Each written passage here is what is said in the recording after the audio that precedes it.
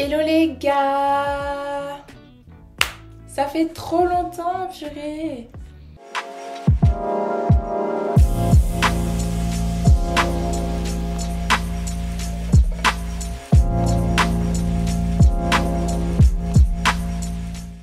J'espère que vous allez bien, moi ça va trop bien. Ça fait trop longtemps là que j'ai pas filmé de vidéo.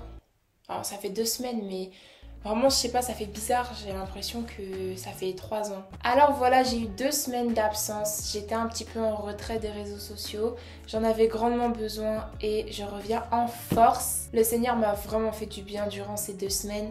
Et je suis trop contente de vous retrouver, je suis trop contente de revenir pour filmer, de pouvoir monter mes vidéos et vous les poster le dimanche. Vraiment, je suis trop contente. Me revoilà. Et aujourd'hui, on va parler de la méditation. On entend vraiment de partout, médite la parole, médite, médite, médite. Mais qu'est-ce que veut dire méditer? Est-ce qu'on sait déjà qu'est-ce que veut dire méditer? Alors, pour comprendre un mot, on va aller voir dans le dictionnaire. Donc là, c'est dans le Larousse. Et quand on regarde méditer, c'est l'action de réfléchir, de penser profondément à un sujet. Si je regarde en bas là, c'est parce que j'ai mes notes. On peut aussi regarder des synonymes. En synonyme, il y a l'approfondissement, la pensée, réfléchir, réflexion, étude. Donc ça, c'est... J'ai ça en main depuis tout à l'heure, faut que j'arrête.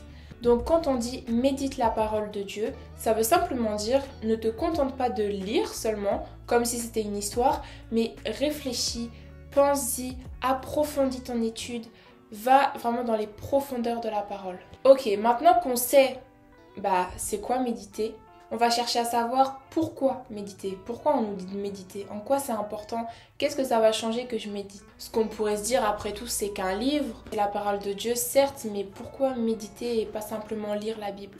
Déjà premièrement, dans la parole, je vais vous mettre des versets ici.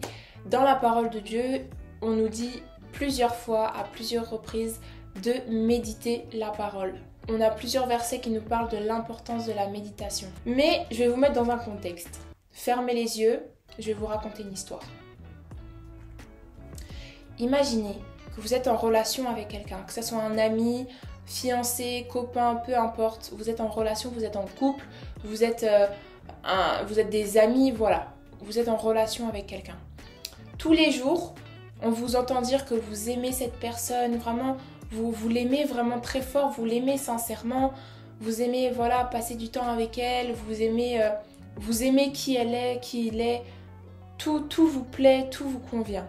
Mais lorsque cette personne vous envoie un message, vous n'ouvrez pas la notification, vous ne répondez pas, vous ne lisez même pas le message, vous l'ignorez totalement. Est-ce que vous auriez l'impression d'aimer cette personne si dès qu'elle essaye de vous contacter, vous fermez tout, vous bloquez tout et vous ne répondez plus? Avec Dieu, c'est un petit peu la même chose. J'aime bien dire que la Bible, c'est le texto que Dieu essaye de t'envoyer. À chaque fois que tu ignores la Bible, à chaque fois que tu passes à côté et que tu me dis non, je vais pas la lire, je la lirai demain, c'est comme si tu reniais ce message, c'est comme si tu ignorais ce message et que tu disais non, je t'aime, mais je regarderai plus tard, là je suis occupée. Ou alors, essayons de nous mettre à la place de Dieu, essayons de nous mettre à la place de cette personne qui est ignorée, à la place de cette personne qui envoie des messages mais qui n'obtient pas de réponse. On sait tous ici combien ça peut être blessant. Je suis sûre qu'ici tout le monde l'a vécu au moins une fois. Quand tu envoies un message à une personne et que tu as l'impression que la conversation elle est à sens unique. Et c'est pour ça quand on dit qu'on a une relation avec Dieu, c'est parce qu'on entretient cette relation en lisant la parole, on entretient sa relation avec Dieu par la prière. C'est par la Bible que Dieu nous parle, c'est par toutes ces petites choses, toutes ces méditations, toutes ces choses-là que le Seigneur va le plus vous parler. Mais il y a une chose à savoir, c'est qu'on médite pour soi-même, on ne médite pas pour Dieu. Quand vous lisez la Bible, ce n'est pas pour faire plaisir à Dieu, mais c'est pour vous. C'est parce que vous avez conscience que ça va vous nourrir, vous avez confiance que lire la parole va vous faire grandir, va vous faire évoluer, va vous bâtir. Mais il ne faut pas se forcer à lire la parole en se disant bon, je vais faire plaisir au Seigneur, je vais aller lire la Bible. Le Seigneur, que vous lisez la parole ou que vous ne la lisez pas, il est Dieu et il reste Dieu, il ne changera pas sa nature. Mais c'est important pour vous de lire la Bible. Maintenant qu'on sait qu'est-ce que la méditation, maintenant qu'on sait pourquoi on médite, on va se demander, mais ok, d'accord, par où je commence? Je commence par où pour commencer à lire cette Bible? Je sais pas par où commencer, il y a tellement de livres, il y a tellement de sujets, il y a tellement d'histoires que ça fait peur. Vous inquiétez pas, je suis là pour répondre à cette question. Si tu n'as jamais lu la Bible, mon conseil c'est de commencer par le Nouveau Testament. Je t'explique pourquoi. Je suis désolée si on entend l'aspirateur. Mon papa est en train de passer l'aspirateur, donc j'espère que ça va pas s'entendre. Oh, j'espère, j'ai peur. Donc si tu n'as jamais lu la Bible, il a recommencé l'aspi. On va devoir faire avec les gars. Je suis désolée, on va devoir faire avec. Si tu n'as jamais lu la Bible, mon conseil c'est de commencer par le Nouveau Testament. Alors pourquoi commencer au milieu de la Bible et ne pas commencer à la Genèse ou au début? Simplement parce que dans le Nouveau Testament, avec les 4 évangiles, donc c'est les 4 premiers livres, Matthieu, Marc, Luc et Jean, on va t'expliquer la vie de Jésus. On va t'expliquer qui est ce Jésus dont tout le monde parle, qui est ce Jésus qui a fait des miracles, qui est ce Jésus qui a fait des guérisons, ce Jésus dont tout le monde parle, tout le monde dit qu'il guérit, tout le monde dit qu'il restaure, moi je veux le connaître. Et bien c'est dans les évangiles que tu vas le connaître. On va t'expliquer la vie de Jésus de sa naissance à sa mort, pourquoi il est mort, pour quelles raisons, comment il est mort. On va t'expliquer plein de miracles, plein de choses qu'il a fait durant toute sa vie. Et c'est là-bas que tu vas apprendre à connaître le Dieu que tu veux servir. Donc c'est vraiment mon conseil pour toi, c'est de commencer par ces 4 évangiles. Et après les 4 évangiles, tu continues ta lecture. Donc il y a les lettres de Paul, il y a Timothée, il y a Jacques, il y a tous ces livres-là. Donc je te conseille vraiment de lire tout le Nouveau Testament. Tu peux t'arrêter à l'Apocalypse, car c'est un livre qui est très dur à comprendre. Donc une fois que tu es arrivé à... C'est 3 pierres, 2 pierres, 3 pierres qui est à la fin. Attendez, je crois que je dis une bêtise.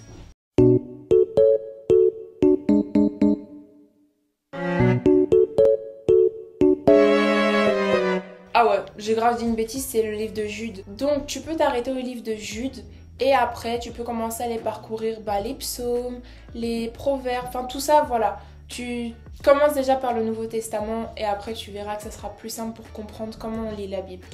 Le dernier point de cette vidéo, c'est comment moi je médite. Alors je vais simplement vous expliquer un petit peu comment je fais, mais vous me connaissez, je vais pas vous mentir, j'ai pas la méthode de méditation, j'ai pas une manière de faire, j'ai juste quelques habitudes que je fais à chaque fois que je médite. Pour moi, c'est vraiment 3 étapes qui ne sont pas du tout négligeables et qui sont vraiment à appliquer. Ma première habitude, c'est que je prie toujours avant de lire la Bible. À chaque fois que je lis la Bible, que ce soit lire la Bible 5 minutes ou lire la Bible 30 minutes ou lire la Bible 1 heure, je prie toujours avant. Donc vous allez me dire, mais pourquoi prier avant de lire ta Bible?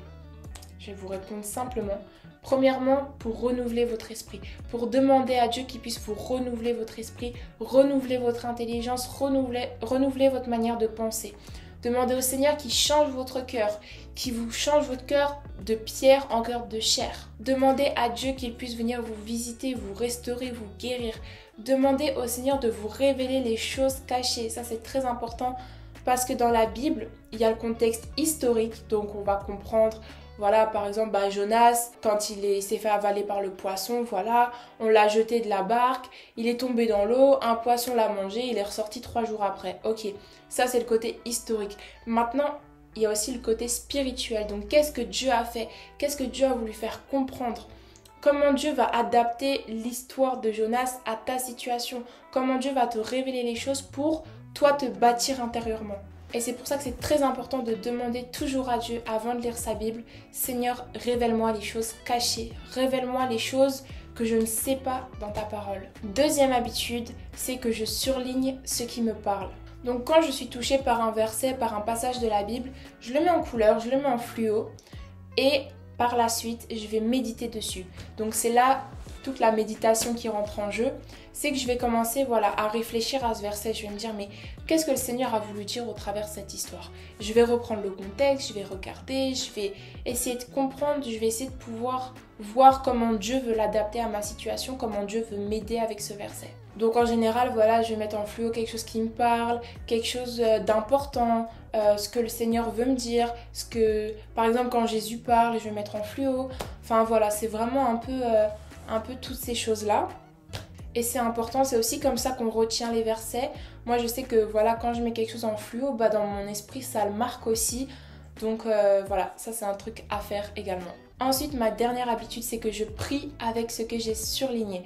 Donc, imaginons que j'ai surligné un verset qui parle de paix. Quand le Seigneur, il nous dit « Je vous laisse ma paix, je vous donne ma paix, pas comme le monde donne la paix. » Et après, il dit que votre cœur ne se trouble point et ne s'alarme point. Donc là, je vais prendre ce verset et je vais prier, je vais dire « Seigneur, je prie vraiment que tu puisses me donner cette paix dont tu parles dans ce verset, que vraiment ça ne soit pas la paix du monde, que je ne sois pas dans le mensonge de la paix du monde, mais que vraiment je puisse recevoir ta paix à toi. » Je vais dire « Aide-moi à ne pas troubler mon cœur, aide-moi à ne pas alarmer mon cœur et vraiment pouvoir marcher dans ta volonté. » Donc c'est vraiment un exemple de prière qu'on peut faire avec des versets, mais c'est vraiment pouvoir s'approprier le verset et vraiment l'utiliser pour son parcours. Voilà les gars, c'est ma vidéo sur la méditation. J'ai encore 2 petits trucs à dire. Premièrement, c'est de ne pas faire de la méditation quelque chose de compliqué. La méditation, c'est simple. C'est juste réfléchir à ce que tu lis.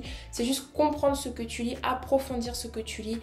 Et le Seigneur ne demande pas plus. Il veut juste que tu puisses comprendre ce qu'il veut te dire.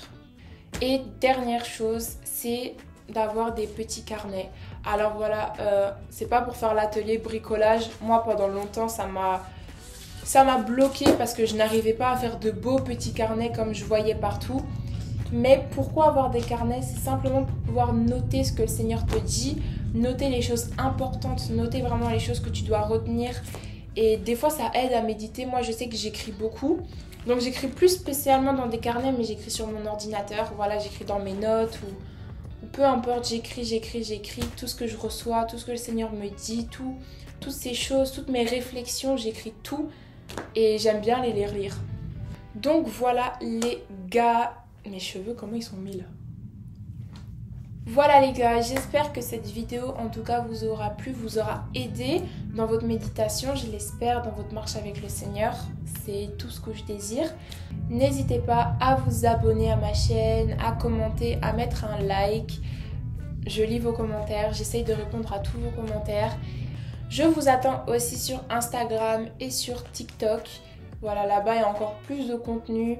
Tous les jours je poste. Bon là j'étais en pause pendant 2 semaines, mais je suis de retour. Donc voilà, je vous attends là-bas. On est bientôt 10 000 sur Instagram, c'est incroyable.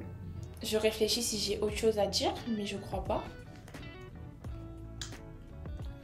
Si vous avez des idées de vidéos, n'hésitez pas à les mettre en commentaire, n'hésitez pas à venir m'envoyer un message, que je puisse aussi de mon côté produire du contenu qui va vous parler, du contenu qui va vous intéresser, c'est le but. Donc n'hésitez pas vraiment à mettre en commentaire des choses que vous aimeriez voir sur cette chaîne. Et voilà, c'est tout pour moi. Je vous fais de gros bisous, prenez soin de vous, soyez bénis. Et on se retrouve la semaine prochaine pour une nouvelle vidéo. Bisous!